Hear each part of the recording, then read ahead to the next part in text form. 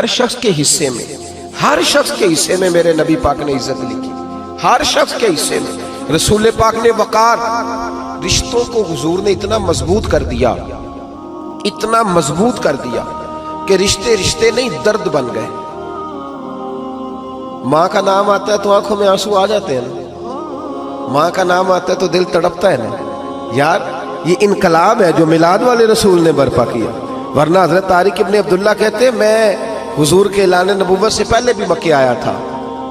آپ فرماتے ہیں میں نے ایک بوڑھی عورت کو، ایک نوجوان کو گلے میں رسی ڈال کے گھسیٹ کے لے جاتے دیکھا، تو میں نے اس سے کہا کہ یہ کیا کر رہے ہو، کون ہے یہ بی بی، کیا مسئلہ ہے؟ تو وہ کہنے لگا یہ میری اماں ہے، بوڑھی ہو گئی ہے، کسی کام کی نہیں رہی تو بیچنے جا رہا ہوں، چلو کسی کے برتن جب مانجے گی تو میرے تو پاس کچھ نفع آئے گا نا بیچنے۔ یہ داستانیں نہیں، ابھی بھی جن لوگوں کی طبیعت سخت ہوتی ہے وہ قتل نہیں کر دیتے ماں باپ کو۔ واقعہ سنیے نا آپ نے کہ ابا میرے نام زمین نہیں کر رہا تو مار دیا۔ جب کلیجے سخت ہوتے ہیں تو کام ہو جاتا ہے۔ ایک طرف وہ منظر تھا اور ایک طرف یہ منظر ہے کہ حضرت حلیمہ سعدیہ رضی اللہ تعالی عنہ، ان کا نام نہیں ہے حضرت حلیمہ کا مسلم شریف میں، وہ امام زرقانی نے لکھا ہے، ورنہ مسلم میں یہ روایت اپنے اصل انداز میں موجود ہے۔ حضرت ابو ہریرہ رضی اللہ تعالیٰ عنہ فرماتے ہیں کہ جناب حلیمہ بوڑھی عورت، سادی عورت، اگر آپ کبھی معاشرتی لحاظ سے حضرت حلیمہ کا انداز دیکھیں گے نا، توجہ ہے میری بات پر، سمجھ آ رہی ہے آپ حضرات کو؟ جو ہمارا معاشرتی ماحول ہے نا، معاشرتی ماحول، تو حضرت حلیمہ سعدیہ رضی اللہ تعالیٰ عنہ کی حیثیت آج کے معاشرے میں اگر دیکھی جائے تو ایک آیا، بچوں کو پالنے والی آیا نہیں ہوتی، وہ آیا تھی۔ اسکول میں ایک آیا ہوتی ہے، جب بچہ چھوٹے ہمارے پرائیویٹ سکولز میں بچے جاتے ہیں تو عورت سنبھالتی ہے، دودھ ڈال دیتی ہے، کئی دفعہ فیڈر بھی پلا دیتی ہے، بچہ اگر پخانہ پیشاب کرتا ہے تو خدمت کرتی۔ یہ عورتیں اس زمانے میں چھوٹے بچے لے جاتی تھی، پالا کرتی۔ تو بتانا دائی کی، آیا کی، میں مثال دے رہا ہوں، اور نرس کی کیا حیثیت ہے معاشرے میں۔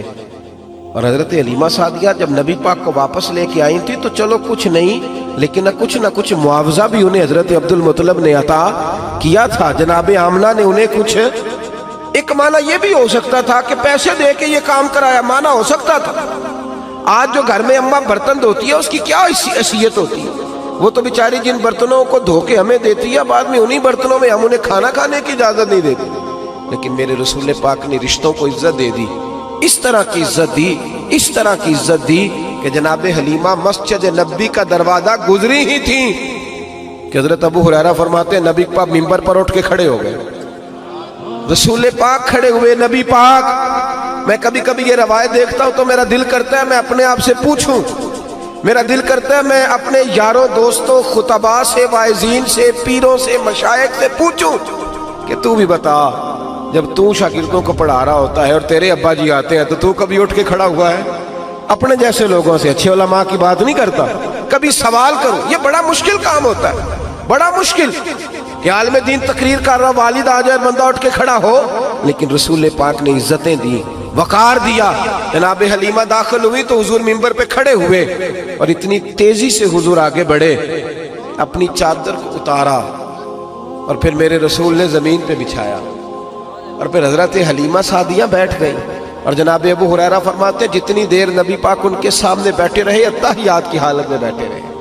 حضور نے رشتوں کو وہ وقار دیا، وہ حسن دیا کہ رشتے درد بن گئے ہیں۔ اب ماں کا نام دل میں بعد میں آتا ہے، زبان میں بعد میں آتا ہے، آنسو پہلے آتے ہیں۔ اب ماں کا رشتہ ایک وقار ہے، ایک حسن۔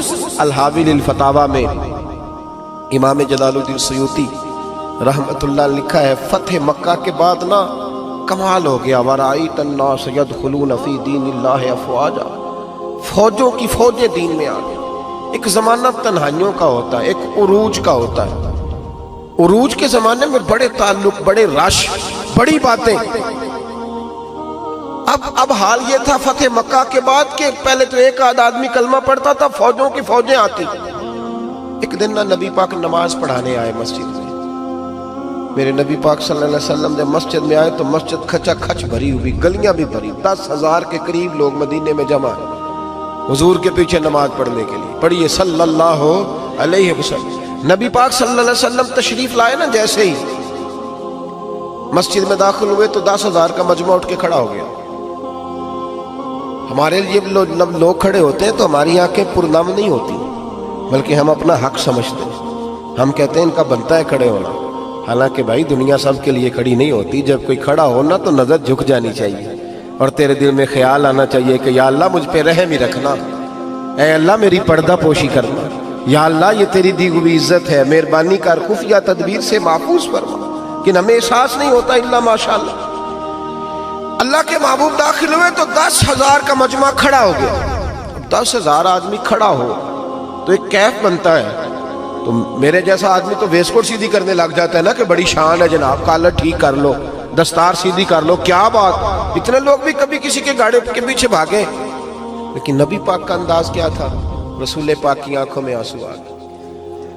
10,000 آدمی کھڑا ہوا، حضور رو پڑے، اور اتنا روئے کہ جناب ابو ہریرہ رضی اللہ تعالیٰ عنہ فرماتے ہیں کہ میں نے نبی پاک کے سینے سے آواز نکلتی دیکھی۔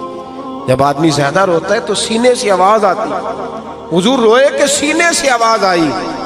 آپ فرماتے ہیں پھر حضور نے آنسو پوچھے، پھر نماز مکمل ہوئی۔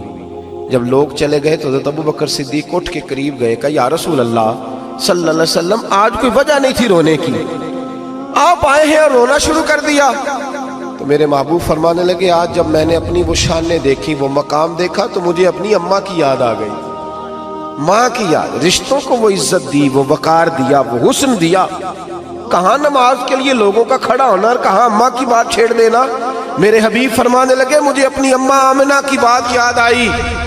میری ماں نے تو وہ دور دیکھا تھا جب وجود پہ کپڑے بھی پورے نہیں تھے، دل کرتا تھا آج اماں موجود ہوتی، میں نماز پڑھانے آتا، اللہ اکبر کہہ کے نیت باندھتا، سبحانک اللہ کے بعد سورہ فاتحہ پڑھتا، اور سورہ فاتحہ مکمل پڑھ لیتا کہ میری اماں آمنہ کو کوئی کام یاد آتا، وہ پردہ سرکا کے کہتی بیٹا محمد میری بات تو سننا، تو محبوب فرماتے اللہ کی عزت کی قسم میں نماز چھوڑ دیتا، پہلے ماں کی بات سن کے آتا، میں چھوڑ دیتا نماز۔ وقار دے دیا، وقار، وہ حسن بخشا، وہ توانائی بخشی۔ کہتے پہلے تو حضور رو رہے تھے نا، جب حضور نے وضاحت کی تو پھر سارے رونے لگ گئے، پھر سب رونے لگ گئے، پھر اپنا اپنا درد، اپنا اپنا ذوق، اپنا اپنا شوق۔ کیوں نہیں تو ماں کو عزت دیتا؟ کیوں نہیں تو چند گھڑیاں باپ کو ٹائم دیتا؟